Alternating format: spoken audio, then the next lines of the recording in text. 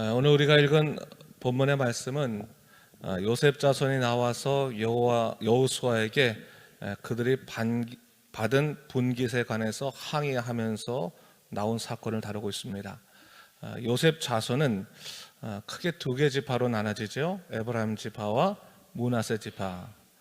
야곱의 12아들 중에서 따로 구별된 레위를 제외하고 나머지 11명의 형제가 12지파를 이루게 되는데 요셉 자손이 특별히 두 지파가 됐습니다.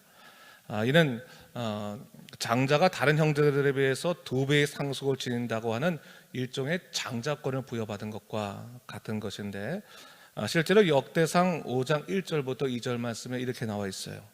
이스라엘의 장자 르우벤의 아들들은 이러하니라. 르우벤은 장자라도 그의 아버지 침상을 더럽혔으므로 장자의 명분이 이스라엘의 아들 요셉의 자손에게로 돌아가서 족보의 장자의 명분대로 기록되지 못하였느니라. 유다는 형제보다 뛰어나고 주권자가 유다에게서 났으나 장자의 명분은 요셉에게 있느니라 했어요. 야곱의 원래 장자는 르우벤이었죠. 근데 그 허물로 인해서 요셉에게 장자권이 돌아갔다. 성경은 그렇게 말하고 있습니다. 사실 이스라엘 민족을 향한 요셉의 공로를 돌아본다면 요셉 자손이 다른 형제들에 비해서 분깃을 더 갖는 것은 당연해 보입니다. 실제로 장자의 축복의 의미로 요셉의 두 아들인 므낫세와 에브라임이 이스라엘의 12지파에 각각 속하게 되지 않았습니까? 그런 차원에서 본다면 오늘 요셉 자손의 항의가 어느 정도 합당해 보이기도 합니다. 하지만 우리가 주목해야 될 것은 성경이 이 요셉의 자손들의 그렇게 항의를 그대로 받아주고 있는가, 요셉 자손의 말을 그대로 동의하고 있는가, 그것을 우리가 살펴보는 것이 중요하다는 거죠. 사실 구약의 장자권은 그 본질은 하나님이 주시는 영적인 축복을 의미하는 것이지만 실제적으로는 그 아비의 재산을 나누는 기준이 됐습니다. 그런 이유로 요셉 자손이 자신들의 장자권을 지닌 지파이기 때문에 다른 지파들에 비해서 더 많은 분깃을 받아야 된다고 생각하는 것은 그들 입장에서는 당연한 일이었을 것입니다. 그래서 오늘 여호수아에게 나와서 항의하고 있는 겁니다. 그렇다면 어떻게 하는 것이 옳은 것인가? 그들의 주장대로 그래, 당신네들은 인구도 많고 인원도 많고 또 장자권도 갖고 있기 때문에 당신들에게 더 많은 분깃을 주겠습니다. 그렇게 나눠줘야지 맞는 것인가 아닌가, 이거 좀 생각해 볼 필요가 있죠. 우리는 보통 소유의 문제를 다룰 때 합리성을 따지거나 이와 비슷한 예를 찾기 쉽지 않습니까? 그래가지고 어느 게 합리적인 것인가, 또 다른 사람들은 어떻게 이 문제를 풀어갔는가, 그 경험들을 좀 물어보는데, 사실 여러분 믿는 자들은요 그런 방식으로 문제를 풀어가는 것이 아니에요. 우리 믿는 자들의 문제 푸는 방식은 뭡니까? 철저히 성경적이어야 되는 거예요. 성경이 무엇을 말하고 있는가, 하나님께서 어떻게 이 문제, 이들의 요구를 대답하고 계시는가, 여호수아를 통해서 대답하고 계시는가, 그거를 바라보자고 하는 것입니다. 성경은 이 세속사회 속에서 하나님의 사람들이 어떻게 살 것인가를 말해주는 실질적인 책입니다. 그렇기 때문에 오늘 이 장자권에 관한 것도 오늘날 우리들과 별개의 얘기가 아닌 거예요. 어떻게 보면 우리도 영적 장자권을 쥐고 있는 사람이에요. 왜? 세상 사람보다 우리가 먼저 구원을 받았어요. 우리에게 공로 없이 하나님께서 크신 은혜를 주셨단 말이죠. 그렇다면 이 구원의 은총을 지닌 우리가 어떻게 이 세상 속에서 살아갈 것인가를 우리가 결정해내는 것은 중요한 문제가 아닐 수 없는 겁니다. 그런 의미에서 오늘 본문은 어떻게 보면 참된 영적 장자권의 본질은 뭐냐, 그것을 설명해주고 있다고 볼 수 있어요. 제가 목회를 하면서 수도 없이 봤던 것 중에 하나가 삶의 문제 때문에 하나님을 원망하는 사람들 적지 않게 봤습니다. 내가 예수님을 그토록 열심히 믿었는데, 헌금도 많이 했는데, 봉사도 많이 하는데 어떻게 이렇게 힘들고 어려울 때 하나님께서 내 기도 안 들어주실까, 내 문제 해결해 주지 않으실까 속상해하는 사람 많이 봤어요. 적지 않게 봤습니다. 역으로 반대로 삶의 문제를 해결해 주신 하나님께 감사하며 평생 이것이 자기 신앙의 자랑거리로 삼고 다니는 사람도 적지 않게 봤어요. 물론 여러분, 하나님께서요 우리 인생의 문제를 해결해 주신 것, 자랑하는 것 결단코 잘못된 것 아니고 문제도 아닙니다. 간증할 수 있고요, 자랑할 수 있습니다. 그러나 우리가 정말로 아쉬운 건 뭐냐면, 우리가 풀어낸 이 경제의 문제나 건강의 문제나 때로는 인생의 문제가 어느 때는 나를 구원하신 예수 그리스도의 십자가의 은혜보다 더 먼저 올 때가 있단 말이에요.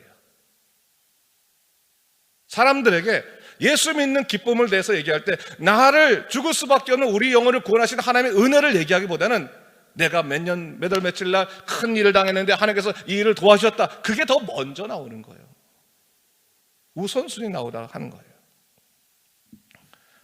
여러분, 우리가 올림픽에 가면요, 아무리 동메달을 많이 따도 금메달 하나 따면 그 동메달이 금메달에 다 묻혀요.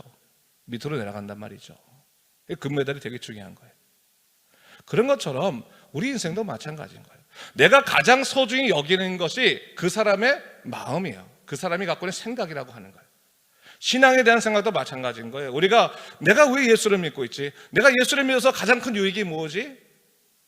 내 삶의 문제가 해결되고 내 삶의 어려움들이 풀어지고, 그런 것 중요하지만 그것이 우선순위가 되면 안 돼요. 가장 큰 우선순위는 어디 있어요? 예수 그리스도께서 여러분을 죽음에서부터 구원하신 그 한 가지 사실이 가장 소중하다는 것을 믿으시기 바랍니다. 여러분들이 분명히 그것을 인식하고 있어야 돼요. 베드로전서 1장 8절과 9절에 예수를 너희가 보지 못하였으나 사랑하는도다. 이제도 보지 못하나 믿고 말할 수 없는 영광스러운 즐거움으로 기뻐하니 믿음의 결국 곧 영혼의 구원이라. 영혼의 구원을 받는 것이 가장 중요한 거예요. 우리 믿음의 결국은 뭐냐? 우리 신앙생활에 정말 결국 종착지가 어디 있느냐? 우리 영혼이 구원받는다는 그 한 가지 사실에 다 집중되어 있다라고 하는 것을 얘기하고 있는 거예요. 그런 의미에서 본다면 내 인생에 때로는 어려움이 있을 수 있어요. 건강의 문제나 경제의 문제나 신분의 문제나 관계의 문제, 수없이 문제가 있을 수 있고 어려움이 있을 수 있지만 한 가지 사실 때문에 그 어려움조차도 내가 능히 감수해낼 수 있다라고 하는 것을 알아야 돼요. 그 한 가지 사실이 뭡니까? 우리 영혼이 구원받았다고 하는 그 한 가지 사실이 그렇게 복되고 능력이 있다고 하는 거예요. 그런 의미에서 본다면 여러분, 예수 보혈의 은총을 받은 사람들은 세상 문제 때문에 나는 복이 없습니다, 나는 하나님의 사랑을 받지 못했습니다 라고 하면 예수님이 답답해 하시는 겁니다. 여러분, 솔직히 말해보세요. 여러분, 사람들하고 얘기할 때 아이고 난 지질이 복도 없어, 나는 일이 안 풀려, 난 정말 인생이 재미없고 인생 실패한 것 같아, 그렇게 생각하면 여러분 큰 잘못이에요. 예수님께서 여러분들 한 명 한 명을 기억하셔서 창세전부터 택정하시고 십자가의 보혈의 은총으로 여러분들을 2000년 전에 구원하셨건만, 오늘날 내 인생이 조금 안 풀리는 그 문제 때문에 내 인생을 저주하고 실망하고 실패했다라고 단정 지는 것처럼 여러분 바보 같은 일이 없는 거예요. 생각부터 분명히 고쳐야 되는 거예요. 나를 구원하신 하나님의 계획과 뜻을 신뢰할 줄 알아야 되는 거예요. 거기서부터 우리의 신앙이 견고해지는 거예요. 아는 것이 힘이라고 하는 말이 있어요. 그렇죠? 여러분, 아는 게 힘이 될 때 참 많습니다. 근데 여러분 가만히 생각해 보면요, 아는 게 힘인 것은 분명한데 잘못 아는 것조차도 힘이 되지 못해요. 오히려 잘못 아는 것은 모르는 것보다 못할 때가 많아요. 우리가 하나님에 대해서 잘 알아야 돼요. 예수님 믿는다고 하면서도 하나님에 대해서 잘못 알고 그 은혜 역사를 잘못 알면 정말 신앙생활이 아주 꼬이고 심각해지고 연약해집니다. 예수님께서 이 땅에 오셨을 때 세상의 손가락질을 당하는 세리와 창기와 죄인들을 향해서 그들은 내 친구라고 말씀하시고 그들을 위로하고 격려하셨어요. 반면에 세상에 칭찬받고 추앙받던 바리새인이나 율법학자를 향해서는 때로는 심한 책망과 욕설까지도 아끼지 않으셨단 말입니다. 왜 그랬었을까요? 단지 바리새인들이 미워서 그랬습니까? 그게 아니죠. 세리나 창기는요, 몰라서 죄를 짓는 게 없어요. 몰라서. 알면 하나님의 사람으로 충실히 살아간단 말이에요. 그럼 마태를 보세요. 이 세리 마태, 세리 삭개오, 예수님을 제대로 아니까 그다음부터 제대로 살아가잖아요. 막달라 마리아 보세요. 창기였던 이 여인이 예수님 제대로 만나니까 예수님은 제자가 되어서 열심히 살잖아요. 소위 율법을 알고 전통을 안다는 바리새인들은 배워도 잘못 배워가지고 이게 더 큰 문제입니다. 하나도 몰라. 그것도 문제 있는 거잖아요. 똑같은 거예요. 오늘 본문이 바로 그겁니다. 사실은 요셉 자손이 장자권을 갖고 있는 지파라면 당연히 다른 지파들보다는 하나님에 대해서 더 잘 알고 있어야죠. 제대로 알고 있어야 되죠. 그런데 문제는 뭐냐면 그들 스스로가 하나님에 대해서 잘못 알고 있었다는 거예요. 제대로 알지 못했다고 하는 거죠. 그것을 오늘 여호수아가 깨우치고 있는 거예요. 14절을 보겠습니다. 요셉 자손이 여호수아에게 말하 이르되 여호와께서 지금 내게 복을 주심으로 내가 큰 민족이 되었거늘 당신이 나의 기업을 위하여 한 제비 한 분깃으로만 내게 주심은 어찌 함이니까. 요셉 자손이 여호수아에게 나와서 말하고 있습니다. 여호와께서 지금까지 내게 복을 주셨습니다. 하나님이 내게 복을 주셨다는 것을 아는 것은 참 중요한 일이고 좋은 일입니다. 여러분, 하나님께서 여러분의 인생에 복을 주셨죠? 믿으시죠? 복된 사람들이에요. 좋은 일입니다. 그런데 그 복을 어디서 찾고 있는 거예요? 어디서 찾고 있는 거예요? 요셉 자손은 자기의 인구가 많아진 것, 거기서 지금 찾고 있어요. 환경적인 면에서 찾고 있다는 거예요. 그래서 그 하나님의 복을 주신 것을 더 채우기 위해서 뭐가 필요한 거예요? 땅이 더 필요하다라는 쪽으로 지금 문제를 풀어가고 있는 것을 볼 수가 있어요. 사실 여러분, 요셉 자손의 가장 큰 복이 뭐겠습니까? 여러분, 그럼 요셉을 보면 알 수 있죠. 창세기 39장 2절부터 3절까지 보면 이런 말씀이 나와요. 여호와께서 요셉과 함께 하심으로 그가 형통한 자가 되어 그의 주인 애굽 사람의 집에 있으니 그의 주인이 여호와께서 그와 함께 하심을 보며 또 여호와께서 그의 범사에 형통하게 하심을 보았더라. 요셉 자손의 선조인 요셉의 가장 큰 복은 뭐냐? 하나님께서 그와 함께 하신다는 거예요. 단순히 형통한 게 아니라 하나님께서 그와 함께 하신다는 사실, 그리고 뭐요? 하나님께서 그와 함께 하신다는 사실을 세상 사람이 확인할 수 있다고 하는 것이 그의 큰 복이었다고 하는 거예요. 여러분, 여러분의 인생을 통해서 세상 사람들이 하나님의 살아계심을 혹시 보고 있어요? 여러분 인생을 보면서 야, 예수님이 살아계시구나, 하나님이 이런 분이구나 혹시 알고 있습니까? 여러분들이 세상 사람들과 좀 차별적입니까? 좀 더 예수 믿는 사람으로 차별적인 삶을 살고 있어요? 예수 믿는 사람으로서 하나님이 드러내는 삶을 살고 있습니까? 그렇게 살고 있다면 그게 복된 삶인 거예요. 그걸 지금 얘기하고 있는 거예요. 요셉은 그랬다는 거예요. 그런데 정작 요셉 자손은 어땠습니까? 그렇지 않아요.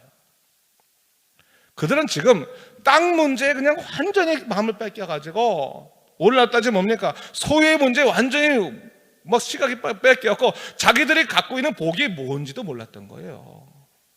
정작 그의 선조인 요셉은 애굽에 팔려가건 아니면 그 간수장집에서도 쫓겨나가지고 예를 들어서 감옥에 가건 어떤 것과 상관없이 하나님이 함께 하심으로 인해서 든든히 섰는데 정작 그들은 뭡니까? 우리 인원 많으니까 땅 못 주면 우리 죽어.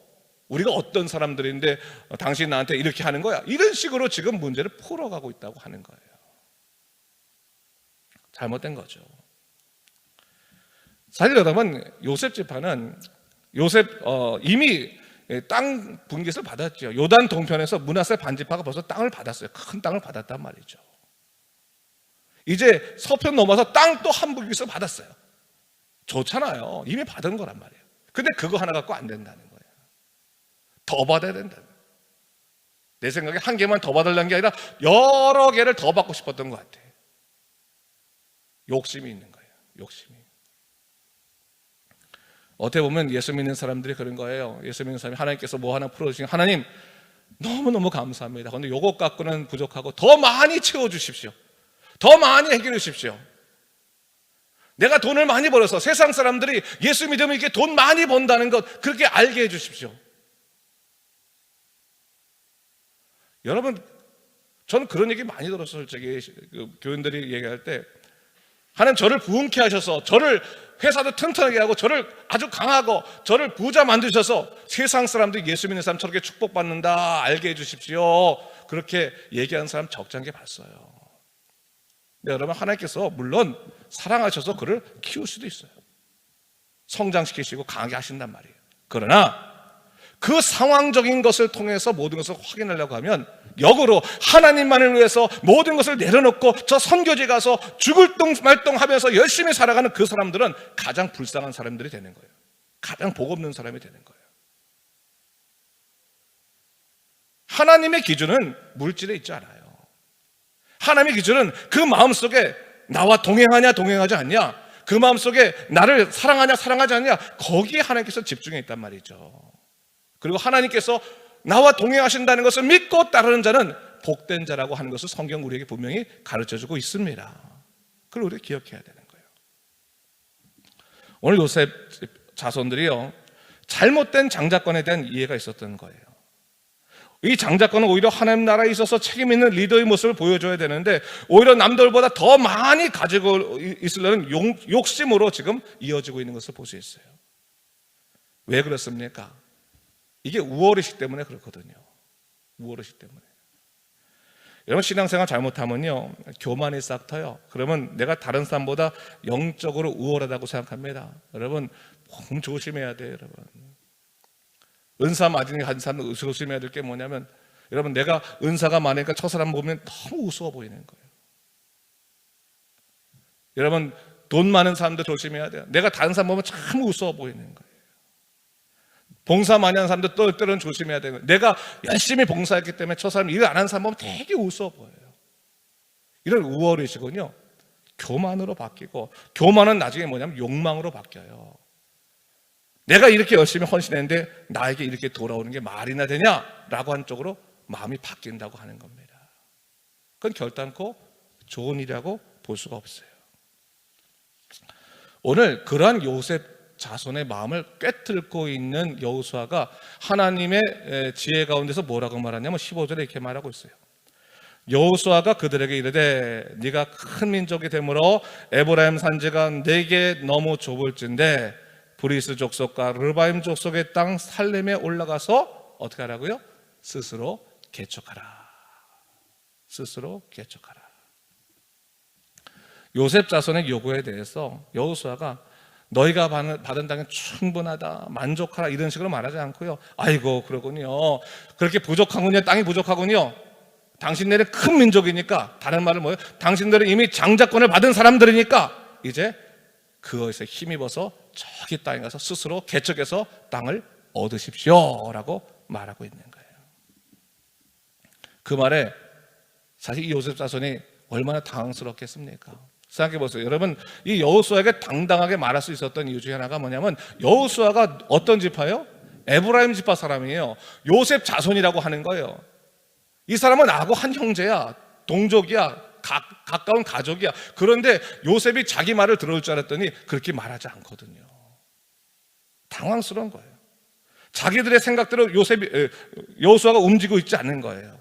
근데 여호수아가 지금 이 상황 속에서 가르치고 싶었던 게 뭡니까? 당신들은 진짜 장자권의 의미가 뭔지를 깨닫고 거기에 합당하게 살아가야 된다라는 것을 얘기하는 거예요. 당신들이 이스라엘 백성들의 형님이라면 형님으로서의 모습을 보여줘야 되는데, 형님의 가장 큰 모습은 뭐예요? 비전을 가지고 하나님의 말씀에 의지하여 가장 먼저 프론티어 의식을 가지고 도전할 수 있는 자가 바로 진정한 장자다라고 하는 것을 얘기하고 있는 거예요. 여러분이 다른 사람보다 기도를 더 열심히 하고, 다른 사람보다 더 봉사를 많이 하고, 다른 사람보다 더 믿음 생활 열심히 하고 있다면, 여러분들이 먼저 비전을 가지고 믿음이 연약한 자들에게 하나님의 살아계시는 보여주도록 여러분이 먼저 나아가야 되는 거예요. 받을 거를 생각하는 게 아니라 먼저 하나님의 뜻을 갖고 나아가야 된다고 하는 거예요. 그런 도전의식이 있어야 되는 거예요. 그 얘기를 듣고 나서 요셉 자손이 뭐라고 합니까? 16절에 이렇게 말해요. 요셉 자손이 이르되 그 산지는 우리에게 넉넉하지도 못하고 골짜기 땅에 거주하는 모든 가나안 족속에는 벳산과 그 마을에 거주하는 자이든지 이스라엘 골짜기 거주하는 자이든지 다 철병거가 있나이다. 요셉 자손은 그 얘기 듣고 나서 당황스러우니까 이렇게 말하는 거예요. 아니, 거기는 우리들이 가기에 좁고 적합한 땅도 아니고 더군다나 그 땅에 있는 거민들은 다 철병거를 갖고 있어. 우리는 거기 못 가. 감당할 수 없어. 얘기하는 거예요. 여호수아는 비전을 보여줬는데 그들은 뭐예요? 비전을 받고 있지 않는 거예요.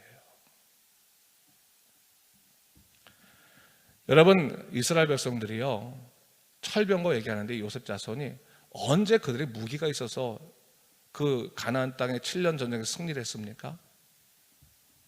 그들의 능력이 있었어요? 힘이 있어서 승리했습니까?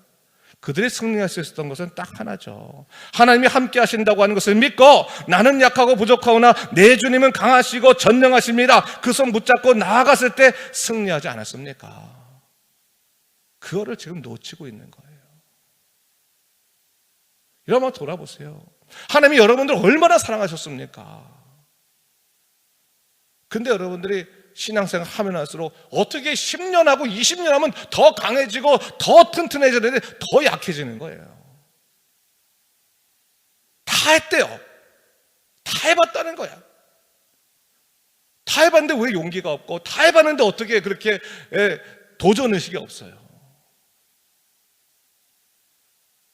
더 신앙생활 오랫동안 했으면 신앙생활 연약한 사람들한테 하나님은 살아계시고 역사하시니까 내가 먼저 갈 테니까 나를 따라와. 그러면 하나님께서 어떻게 행하신지를 당신들이 보게 될 거야. 그렇게 말하고 나갈 텐데, 아니, 초신자들의 제일 믿음이 뜨겁고 뭐 10년, 20년, 30년 되면 점점 더 약화된다고 하는 것이 이게 말이 안 되는 거거든요. 오늘 그 상황을 지금 철저하게 보여주고 있는 거예요. 여러분, 이스라엘 백성들이 받은 가장 큰 능력은 다른 데 있잖아요. 믿음이 있었어요. 믿음.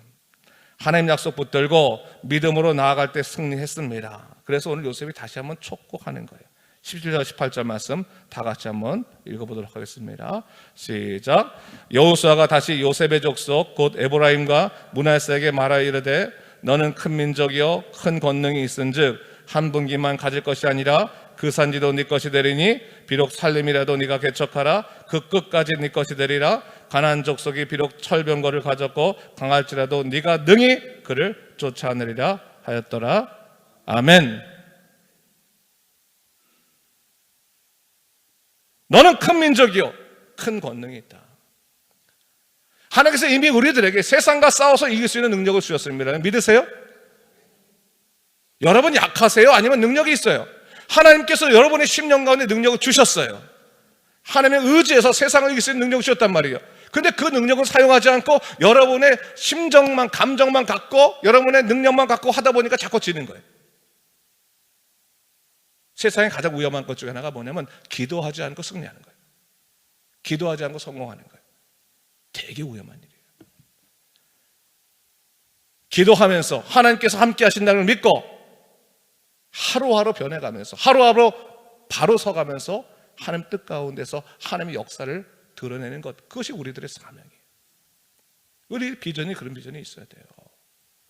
앞에 살림이 있고요 철병거가 있더라도 하나님이 나와 함께 하신다면 내가 능히 그를 쫓아낼 수 있습니다 하고 열심히 나아갈 수 있어야 되는 거예요. 여러분, 그래야지 하나님께서 어떻게 일하시는지 우리가 보게 되는 거예요.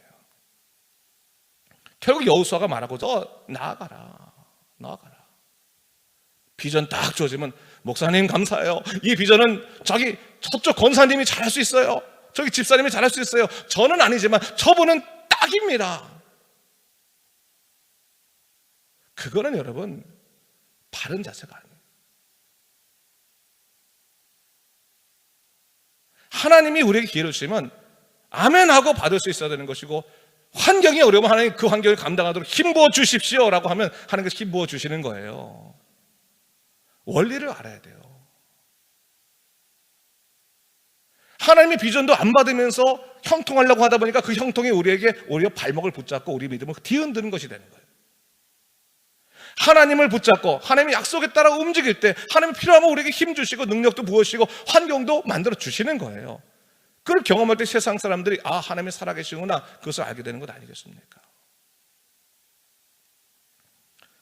1981년 오스카상을 받았던 불의 전차라고 하는 그런 영화가 있어요. 여러분 아시죠?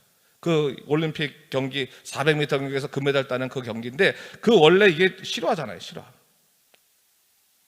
에릭 리델이라는 사람이, 이 사람이 정말 하나님을 열심히 믿는 사람이었는데 원래 100m가 주 종목이란 말이죠.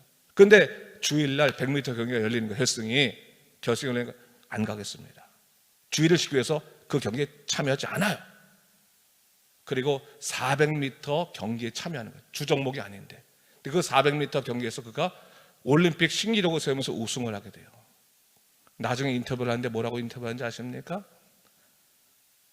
누가 어떻게 이 경기에 승리했습니까? 라고 말했더니 200m는 내가 할 수 있는 이상 최선을 다해서 달렸고, 그리고 200m는 하나님께서 나를 도와주셨습니다. 여러분, 하나님께서 여러분을 도와주시는데 여러분도 최선을 다해서 하나님의 약속을 붙들고 앞으로 나아가야 되는 거예요. 여러분을 통해서 하나님 나라가 이루어지고 여러분을 통해서 하나님의 놀라운 역사가 일어나게 소망해야 되는 거지, 맨날 교회는 왜 우리 교회는 이럴까, 왜 저 사람들은 저럴까, 그러면서 여러분 하나님의 그 놀라우신 계획이 뒤로 물러가서는 안 되는 거예요. 나를 통해서 이루어주십시오. 하나님, 제가 능력이 없는 것 같지만 하나님께서 나를 통해 하신다면 제가 저 올라가서 저 산림도 개척할 수 있는 것이고, 그리고 저기에 철병거도 내가 무너뜨릴 수 있습니다. 주님, 나를 보내주십시오. 나를 사용해 주십시오. 그런 소중한 마음이 우리 안에 있어야 되는 거예요. 전능하신 하나님께서 그것을 우리에게 들어주세요.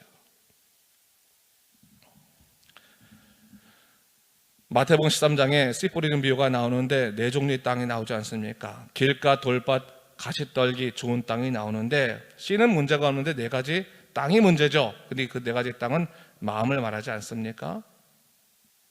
좋은 땅에 떨어지면 30배, 60배, 100배의 결실을 맺지만 길가나 돌밭이나 가시떨기에 떨어지면 10배를 맺지 못했어요. 결국 무슨 말이겠습니까?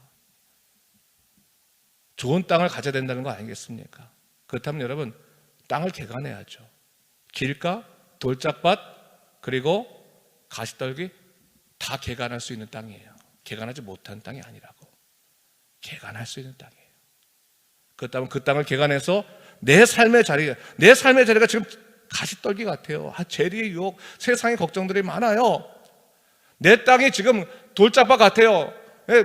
은혜는 받는데 자꾸 사단이 와서 그 말씀을 뺏어가는 일들이 자꾸 생겨요. 길가 같아요.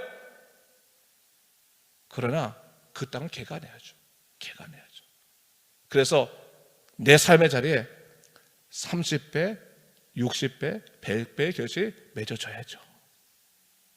사랑하는 성도 여러분, 저는 우리 새벽 종설의 명성교회 여기 있는 한 명 한 명들이 그런 좀 삶을 살기 바래요.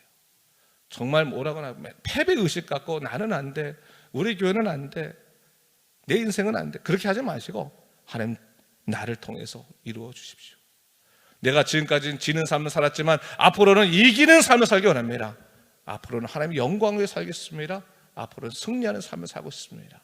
소망하면서 여러분 가운데서 굳건하게 하나님의 능력으로 모든 것을 감당하는 여러분 되시기를 주님의 이름으로 축원합니다.